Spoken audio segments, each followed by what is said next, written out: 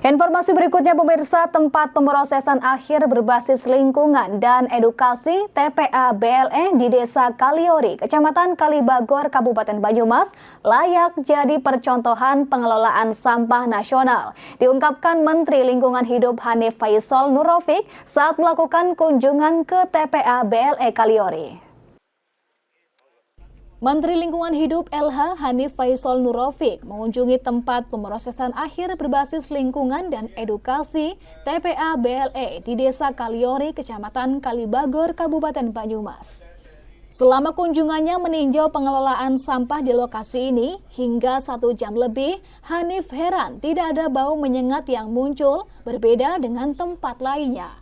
Ia mengatakan setelah keliling Indonesia, kabupaten yang relatif selesai menangani sampahnya yaitu Banyumas, tepatnya di TPA BLE Kaliori Banyumas. Menurutnya, secara prinsipil sudah memenuhi kaidah-kaidah yang dipikirkan pemerintah untuk menangani persoalan sampah. Bapak Presiden melalui Perpres nomor 12 tahun 2025 tentang rencana pembangunan jangka menengah nasional, maka mentargetkan penyelesaian sampah di 2029 harus 100%. Ini udah 80% lebih ya. Jadi tadi dari sekitar 4 atau 600-an ribu, maka tertangani di sini hampir 400, masih sisa 200-an yang harus ditangani. Nah ini angka nasional kita hari ini baru 39%. 39% itu dibangunnya 10 tahun yang lalu. Nah, kemudian Pak Presiden minta ada lonjakan gratis dari angka 39% menjadi 100% di 2029. Kemudian di 2025 angkanya diminta menjadi 50%. Angka 50% ini membuat saya sebagai menteri harus dengan ketat melakukan pengawasan ke kabupaten dan Pak Gubernur yang menyelenggarakan sampah.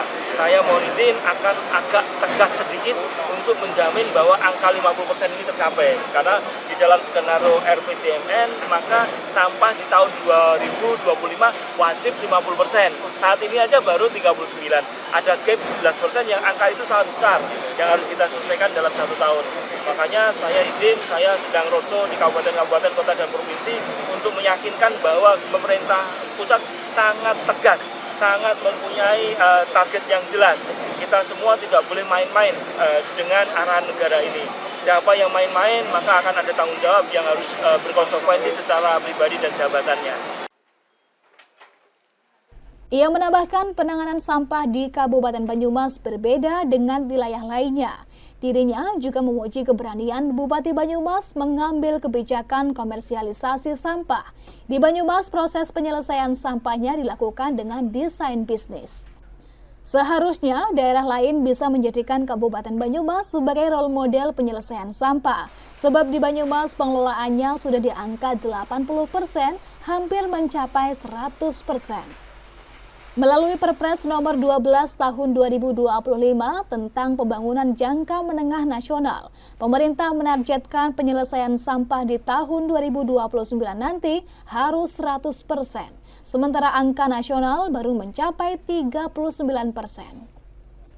Tahun 2025 ini, angkanya ditargetkan menjadi 50%. Angka tersebut membuat kementerian harus dengan ketat melakukan pengawasan ke kabupaten dan gubernur terkait pengelolaan sampah.